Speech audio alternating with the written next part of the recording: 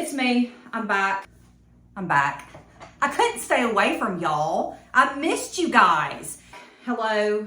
Okay, I'm not gonna sing because I cannot carry a tune in a bucket. Shall we begin? I'm back.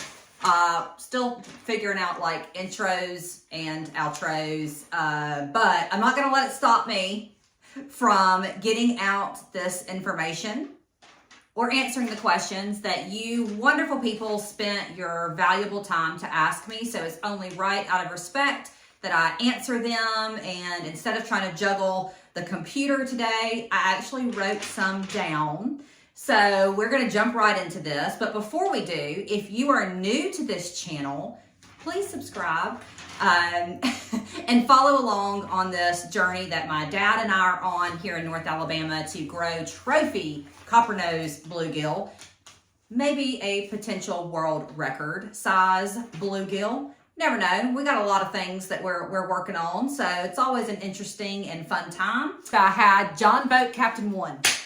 That's a mouthful. John Boat Captain 1 and Alex Williams both left almost the exact same comment on one of my videos. Underwater footage from the Slab Lab? Question mark. Yes, that is something that we are working on. I hope to have in place by the spring when these bluegills are waking up from the winter time and their metabolism is really revving up. They're getting ready to clean out their beds and spawn, and they're eating everything that moves.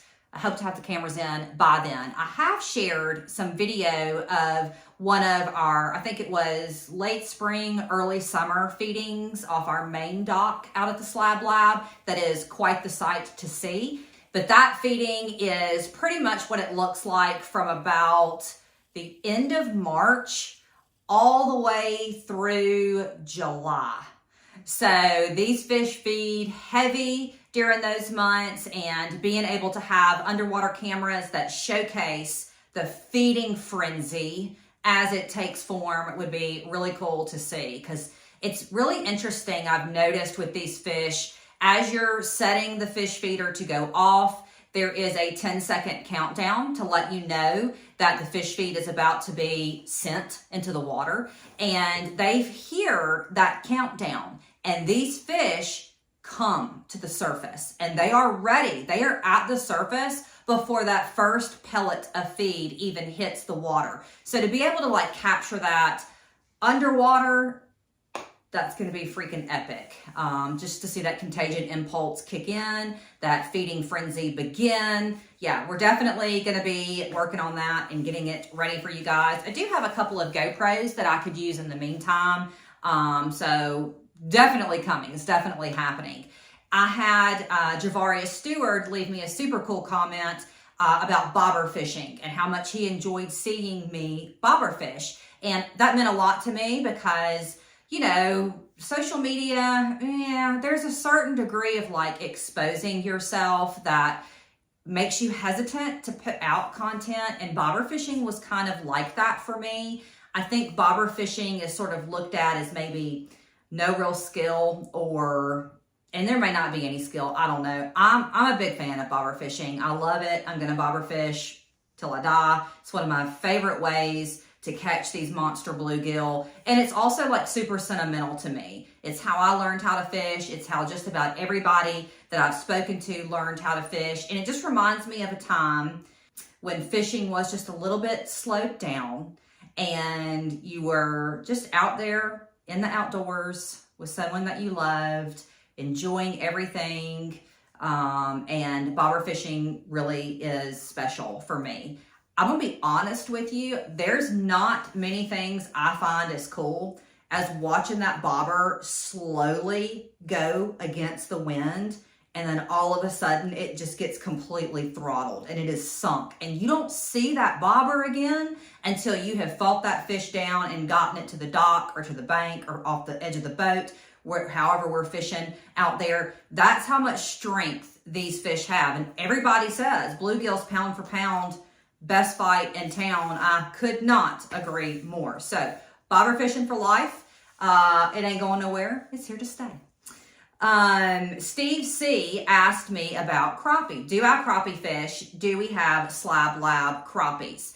And so here is a very interesting fact. In a smaller body of water, like the Slab Lab, we're about 5 acres, crappie being in there is not a good thing. Crappie are very prolific and can wreak havoc on smaller bodies of water when your goal is to produce trophy fish.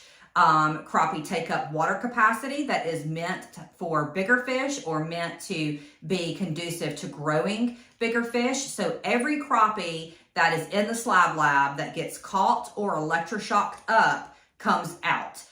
To date, I think the biggest crappie that I have caught out of there was about 1.2 pounds, which is a great eating size. I mean, that fish will eat all day long and they're super tasty. So it's not a species that we want in the Slab Lab. We don't want them in there. We want them to come out so that we give plenty of room and chance for the bluegills to continue to grow.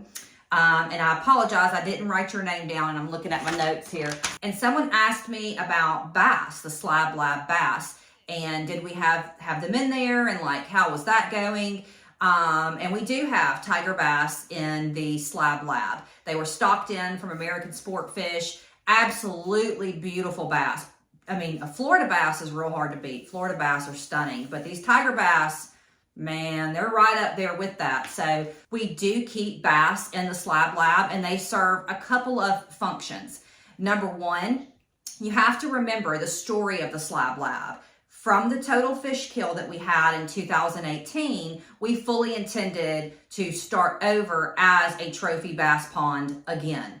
And so once we sort of realized that we had this unique opportunity with the copper nose, we had to sort of pivot because we already had the tiger bass in there and we could not have both. We could not grow both double-digit trophy tiger bass plus 3-4 pound plus copper nose. You have to choose. So having to pivot meant we had to rethink the bass that were currently in there because you don't want to just cull out all of the bass. They serve a very good purpose. Bluegill here spawn multiple times a year. I'm talking 7, 8, 9 times. And bluegill female can lay thousands and thousands of eggs in one spawn. So the bass help sort of keep the bluegill population at a minimum. And they eat some of these smaller sized bluegill because when you've got a pond like we do with all of these massive bluegill in there and they're spawning as much as they are, you cannot keep up with them. You can't electroshock them out enough. You can't cull them out. You can't harvest them enough. You have to have something else to help keep that population in check. Not to mention, tiger bass are a cross between northern strain and Florida bass. So they can grow very rapidly, very aggressive fish, so much fun to catch, especially like when you're out there bluegill fishing on ultralight gear and you hook into a 4-pound tiger bass, you're gonna think you have a whale on the end of the line. Super performers too. They come out, they just tail walk. I mean, they're out of the water more than they are in it. So it's a lot of fun to catch the tiger bass that we have out there, and they are exceptionally healthy and beautiful. So I hope that sort of answered your question. I think the bass question came from Facebook actually. So I apologize that I didn't get your name, but there you go. And that's it. That's all I'm gonna do for today. Like I said, I'm gonna try to keep these a little bit shorter because I wanna make sure that I allow enough time to really answer the questions. And again, disclaimer, I'm not a scientist. I'm not a pond management expert. I'm just a crazy girl with the dream of growing giant copper nose that could eat dogs for breakfast. So any questions you have that I can't get the answer to or that I don't know the answer to, I will have Sean with American Sport Fish help me with some of those. He's a fantastic resource if you are looking to build a pond, maybe redesign your program at your pond. Highly recommend them. So please reach out to them at americansportfish.com. That's all we're going to cover for today. There's the shoes for you if you wanted to see them. If you didn't, sorry for your life. But that's all I'm going to do. Just, pop on from time to time, answer a couple of questions. I really encourage all of you to continue to ask me because not only does it give me something to do. It also allows me to sort of sharpen my skills and be able to research a little bit, answer some of those questions for you guys, and just to keep everybody informed and provide you with updates on the slab lab. And this is the slab lab dance. I don't know.